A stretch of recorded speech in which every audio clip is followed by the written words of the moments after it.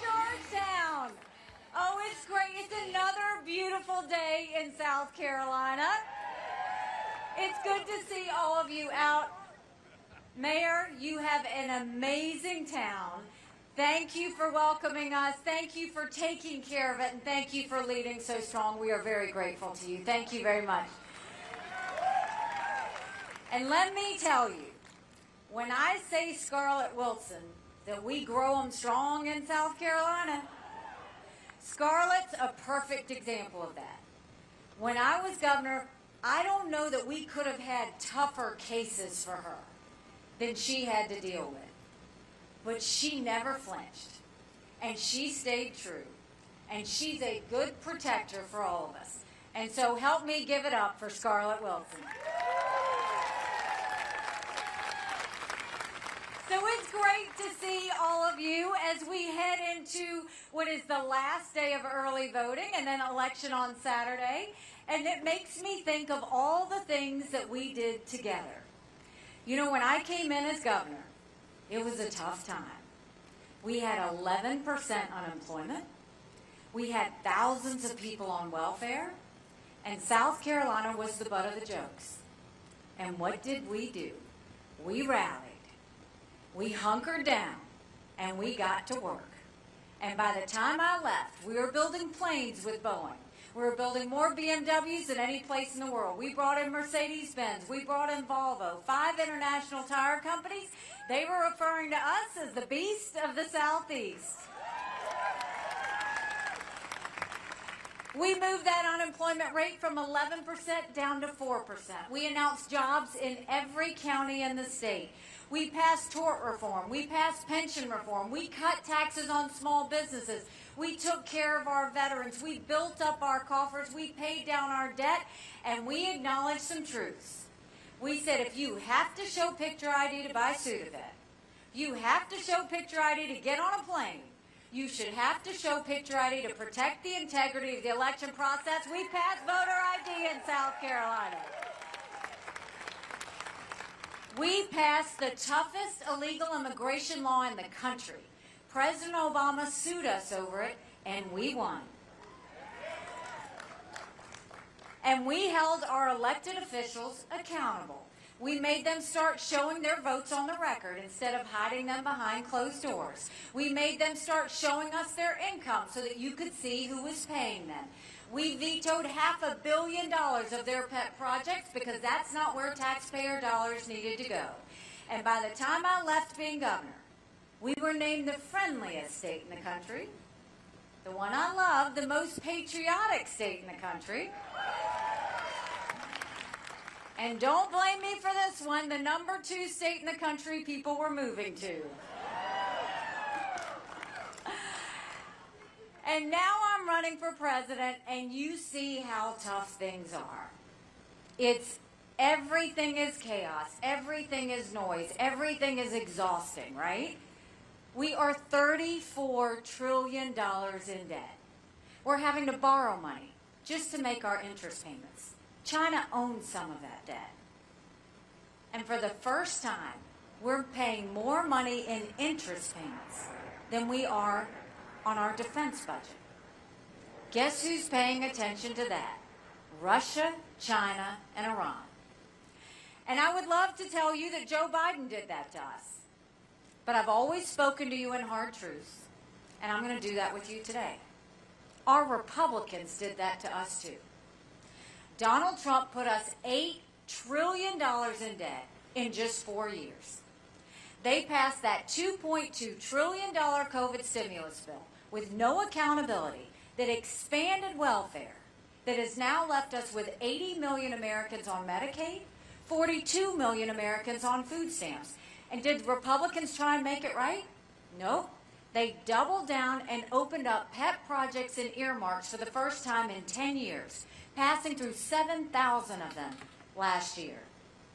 We've got to get our economy back on track. So the way we're going to do it is we're going to cut the spending. We're going to cut the borrowing. We're going to eliminate their pet projects, and I will veto any spending bill that doesn't take us back to pre-COVID levels. That will save us trillions. We're going to claw back the $100 billion of unspent COVID dollars that are still sitting out there. Instead of 87,000 IRS agents going after middle America, we're going to go after the hundreds of billions of dollars of COVID fraud. 1 out of every $7 was spent fraudulently. If 8% of our budget is interest, quit borrowing. Cut up the credit cards. You have to balance a budget every day. I had to balance a budget as governor. Why is Congress the only group that refuses to balance a budget? And we will open up the middle class. We will cut taxes on the middle class, and we will simplify the brackets. But we're going to take as many federal programs as we can and send them down to the states. That will dramatically reduce the size of the federal government, but it will empower people on the ground. Think education, think healthcare, think welfare, think mental health. If we cut the strings and send those dollars down, then you're in control of how it happens in South Carolina and not some Washington bureaucrat. And then we're going to make small business tax cuts permanent. They made them temporary. They made corporate tax cuts permanent. Small businesses are the heartbeat of our economy. We need to start acting like it. And speaking of Congress, I was just now doing an interview, and they were asking me about the possible government shutdown next week. And I told them, I said, you know what? Congress has one job, and that's to give us a budget on time. Do you know Congress has only given us a budget on time 4 times in 40 years? 4 times in 40 years. So I told that reporter, I said, you know what will happen when I'm president? You don't give us a budget on time, you don't get paid, period.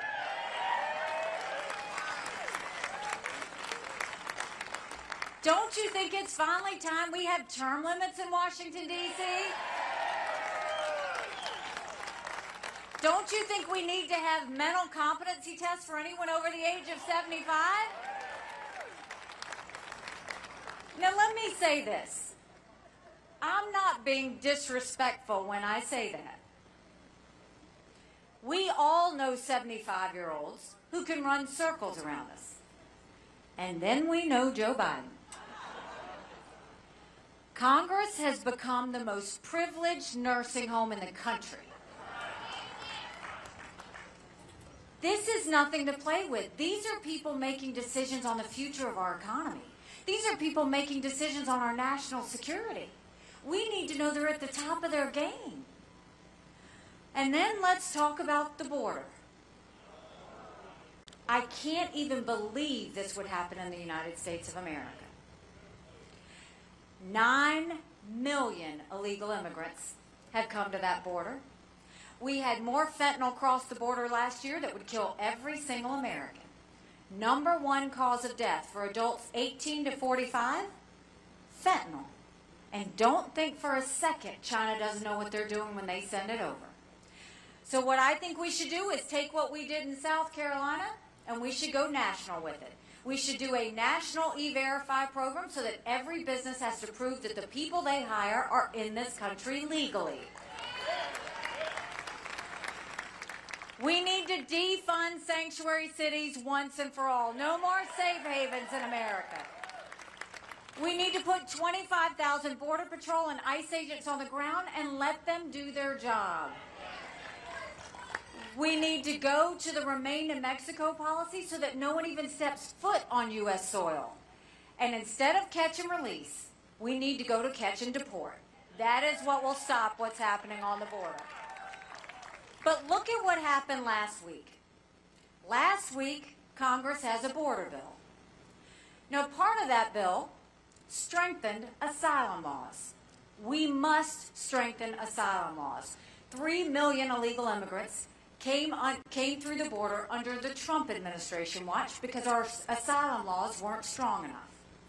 The weak part of that bill was it didn't have Remain in Mexico. We have to have that. And it had a 5,000 person threshold. We can't even have a 1-person threshold. We have to know that we're vetting people. But what went wrong was Congress needs to get in a room and not leave until they come out with a strong border bill. And what did they do? They left and went on vacation for 2 weeks. And then the other thing that went wrong is Trump went and told Congress, don't pass anything before the general election because it would hurt him in the election process. We can't wait one more day for a strong border bill to pass. Congress needs to get in a room and figure it out, and Trump needs to stay out of it. And then, you know, when I was growing up in Bamberg, South Carolina, my parents always taught me, you take care of those who take care of you. I'm going to ask you for taking care of those who take care of us. Right now in America, over 35,000 veterans are homeless. 1 in 3 suffers from PTSD or thoughts of suicide. We lose 22 heroes a day to suicide. If a veteran needs a doctor's appointment at the VA, on average, takes 29 days. Why 29 days? Because on the 30th day, they can go to the doctor or hospital of their choice. So midway through the 29 days, they get a call to reschedule. And the clock starts all over again. It is shameful how we treat our veterans.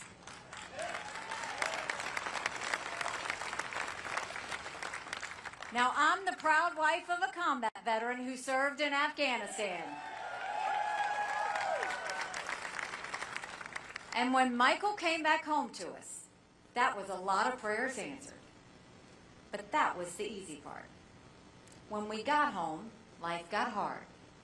Michael couldn't hear loud noises. He couldn't be in crowds. Life had passed him by for the year that he was gone, and the transition was tough. We can't just love our men and women when they're gone. We got to love them when they come back home, too. We need more than a 2-week transition. Let's take care of them for the long haul. Let's do telehealth so they get the mental health care they need right when they need it. Let's let them go to the doctor or hospital of their choice. They've earned that right. And I think the best way we go about dealing with VA health care, I think every member of Congress should have to get their health care from the VA, and you watch how fast that gets fixed. It'll be the best health care you've ever seen, guaranteed. And speaking of our military, let's talk about national security.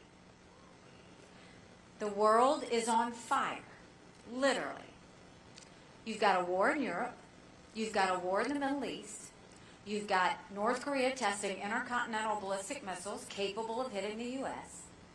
You've got China doing cyber attacks on our infrastructure. You've got Russia blinding satellites so that we can't see if a missile is coming or that they can take out our entire infrastructure. We have to have a leader that has moral clarity, that knows the difference between right and wrong. And we have to have a leader whose sole focus is to prevent war. That's our #1 thing. We have to prevent war. And you had Donald Trump say in Conway that not only would he not defend our allies, but that he would encourage Putin to invade our allies. Now think about that for a second. Donald Trump is siding with a thug where 500,000 people have been wounded or killed because Putin invaded Ukraine. Donald Trump's siding with a dictator who kills his political opponents. Donald Trump is siding with a tyrant who arrests American journalists and holds them hostage. Donald Trump is siding with a man who's made no bones about the fact he wants to destroy America. And he's siding with him over the allies that stood with us after 9/11? In that 1 second that he went off the teleprompter, he made all of our allies more vulnerable, and he put every member of our military who are in those areas in danger. When you are trying to be a leader, you've got to be sober. You have to know what you say. You have to know what it means. When I was at the UN, I told countries what America was for and what America was against. I didn't care if they didn't like me, but I wanted them to respect America. Thank you. But America can never be so arrogant to think we don't need friends. After 9/11, we needed a lot of friends. But Donald Trump said something else that night in Conway. He mocked my husband's military service. Now, Michael and I can handle it because when you're in politics, you know it's fair game, whether you like it or not. But what bothered me, you make fun of one member of the military, you're making fun of every member of the military. And at first, everybody gave Trump a pass. We all thought, oh, he slipped up, he didn't say anything. But this is now a pattern. He said that you said bone spurs. He did say he had bone spurs, that's why he couldn't serve. Whatever. You know, but the problem is, he went and said that military members who lost their lives in service were losers and suckers. Then he goes to Arlington National Cemetery, and he says, what was in it for them? He just doesn't get it. Our men and women don't sacrifice for kicks and giggles. They sacrifice because they know freedom's not free. They sacrifice because it's bigger than about themselves. It's about saving our country. He's never been near a uniform. We all know veterans. We all know people who've lost their lives in service. He doesn't. He's never slept on the ground. He's never worn a uniform. The closest he's ever come to harm is a golf ball hitting him on the golf course. So we know what we need to do domestically. We know what we need to do from a national security perspective. Now we got to figure out what to do on Saturday. I want to take you back this year. I announced a year ago that I was running for president. And when we did, there were 14 candidates in the race. I've defeated a dozen of the fellas. I just got one more fella I got to catch up to.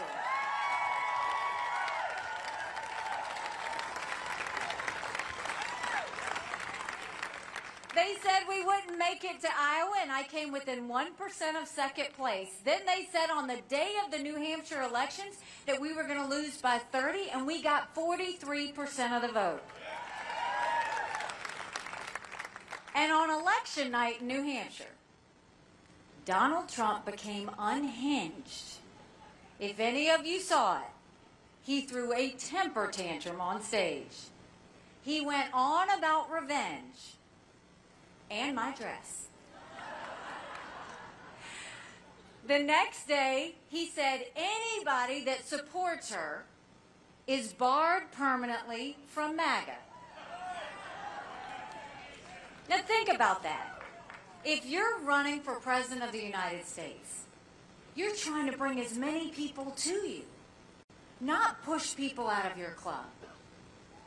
And then he goes further. And the next day, he tries to get the RNC to name him the presumptive nominee. Now, we don't anoint kings in America. We have elections. And after 2 states, there's no way we were going to name him the nominee. South Carolinians deserve the right to vote, as do every other state after that. Let's let them vote. Then he loses judgments on a couple more court cases. And the problem I have with what happened in New Hampshire, the problem I have when he complained about being a victim after these court cases, is at no point did he ever talk about the American people. At no point did he talk about being $34 trillion in debt. At no point did he talk about the fact that only 31% of 8th graders in our country are proficient in reading. At no point did he talk about an open border that's out of control. At no point did he talk about the lawlessness in our cities. And at no point did he talk about the wars around the world. All he did was talk about himself. And now we need to listen to what the American people are saying. 70% of Americans have said they don't want a Trump-Biden rematch. The majority of Americans disapprove of Joe Biden. The majority of Americans disapprove of Donald Trump. 60% of Americans think Joe Biden and Donald Trump are too old to be president. Now, you look at the limits we have in our military. You can't serve over a certain age, 65. You look at the limits pilots have. You can't fly over a certain age. Are we really going to say the best we can do is two guys in their 80s? Because we need someone who can serve 8 years, uninterrupted, day and night, and focus on what it's going to take to get solutions for the American people.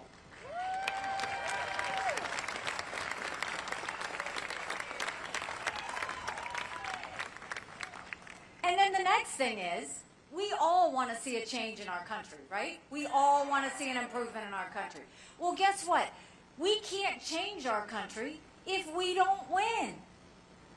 So we have to make sure whoever wins a primary can win a general election. And you look at any of the polls, any of the general election polls, and Trump is down by 5. He's down by 7. On his Marquette poll came out this morning. He's margin of error with Joe Biden. I'm in every one of those same general election polls. The Marquette poll this morning, I defeat Joe Biden by 18 points.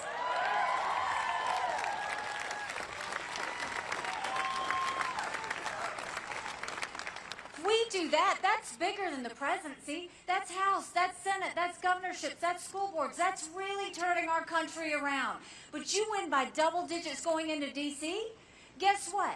That's a mandate going in to stop the wasteful spending and get our economy back on track. That's a mandate to get our kids reading again and go back to the basics in education. That's a mandate that we secure our borders with no more excuses. That's a mandate for law and order in our cities.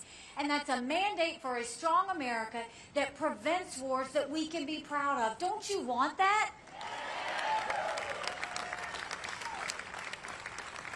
Because we could have that. But it's going to take a lot of courage. Courage from everybody here. Courage for me to run. And courage for every one of you to know. Don't complain about what happens in a general election if you don't go out and vote in this primary. It matters. You look at the fact that Donald Trump has lost it over and over. And I want to speak another hard truth. I voted for Donald Trump twice. I was proud to serve America in his administration. But the chaos is too much. You look at the fact we lost it in 2018, we lost it in 2020, we lost it in 2022, but look at what happened last week. Donald Trump now lost his immunity. He's going to be tried as Citizen Trump. Republicans lost the vote on Mayorkas. Republicans lost the vote on Israel. The RNC chair lost her job, and he had his fingerprints in all of that. How much more do we have to lose until we realize maybe he's the one that's the problem?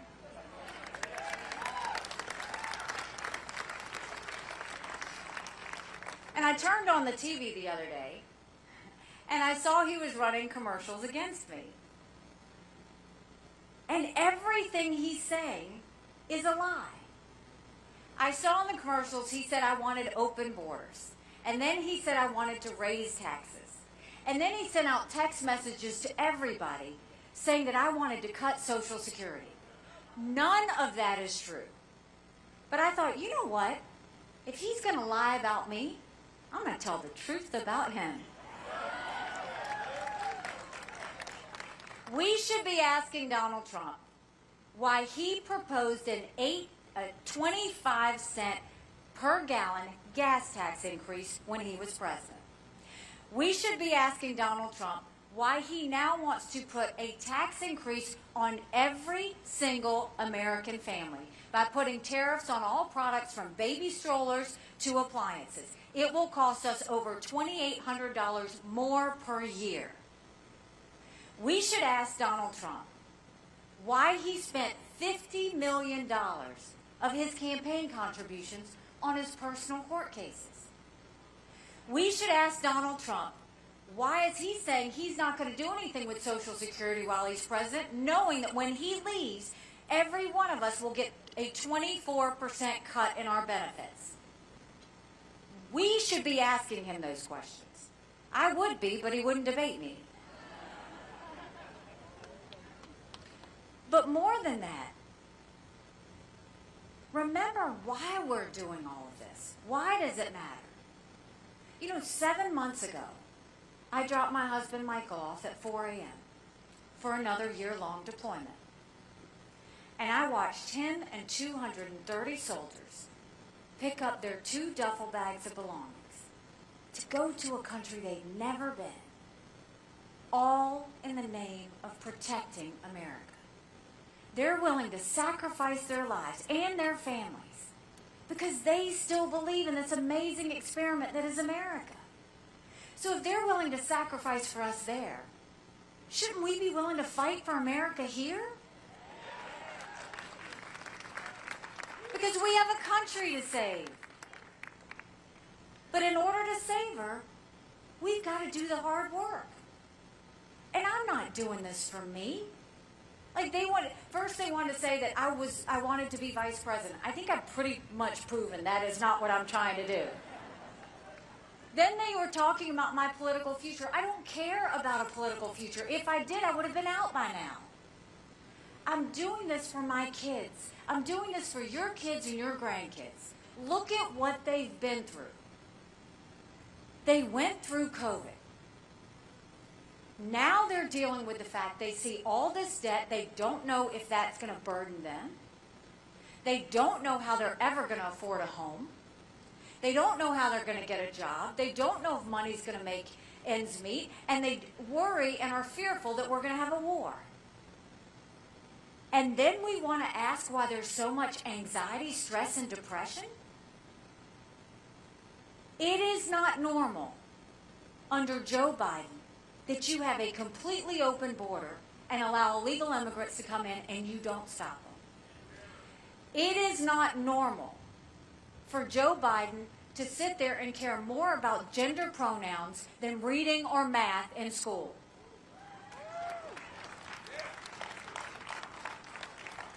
It is not normal to have these wars around the world that didn't have to happen.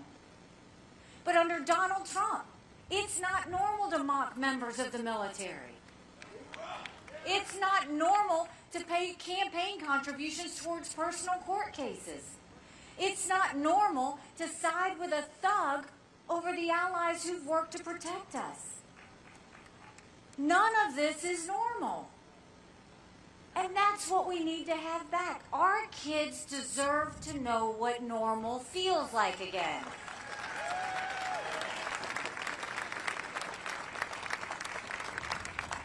We have to do that. But what we have to understand is that means we've got to do our part if we're going to do it for them. Someone asked me when I was running why I was doing this. And I said, my parents came here 50 years ago to an America that was strong and proud and full of opportunities. I want them to know that country again. I'm doing this for Michael and his military brothers and sisters. They need to know their sacrifice matters. They need to know that we love our country. I'm doing this for my daughter who just got married, and I saw how hard it was for her and her husband to buy a home. The average home buyer in America now is 49 years old. The American dream is leaving them. And I'm doing this for my son who's a senior in college. And I am tired of watching him write papers of things he doesn't believe in just to get an A. That's not us. That's not America. And for the first time, 81% of Americans don't think their kids are going to have as good of a life as we did. We can't be okay with that. I'm not okay with that. We do have a country to save. So this is what we got to do. Today, you can still early vote. You go to the election registration office. I think they'll take you today. Tomorrow you cannot early vote. So if you don't get there today, you got to go out on Saturday. But guess what? You got to take 5 people with you. You would be surprised how many of your family and friends are general election voters. And I want you to give them a message for me.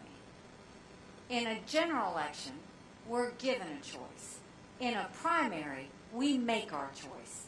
We have to make our choice in this primary. Anybody can vote in this general election as long as you didn't vote in the Democrat primary on February 3rd. And we need to make sure we make our voices heard. Don't listen to the media. Don't listen to what they're saying. I'm tired of it. I stopped listening to them months ago.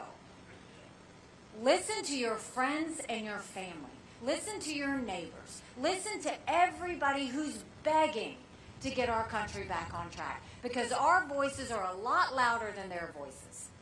And we can get this done. And if you do this, I want to remind you of something else we went through together. We talked about the successes, right? What about the challenges? Scarlett talked about some of those. We went through a lot together when I was governor. We had multiple hurricanes. You had a fire down here, if you remember it. We had a 1,000-year flood. We had a school shooting. We had the shooting of Walter Scott. And we had the shooting of 9 amazing souls who died at Mother Emanuel Church. Any one of those could have destroyed us. Any one of those could have had us go up in flames. And after that Mother Emanuel Church shooting, the country waited because it was on the heels of Ferguson and every place was falling apart. But we didn't. Why? We didn't have riots. We had vigils. We didn't have protests. We had prayer. Because the tone at the top matters.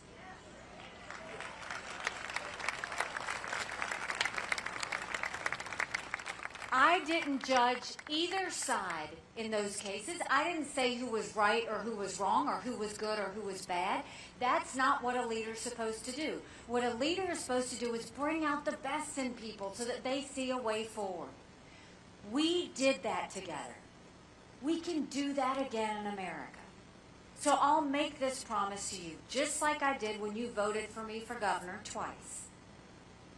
If you will join me in this movement, if you will join me in this fight and take people to the polls with you, I will spend every single day trying to prove to you that you made a good decision. Thank you very much. God bless you, Georgetown. Let's go vote.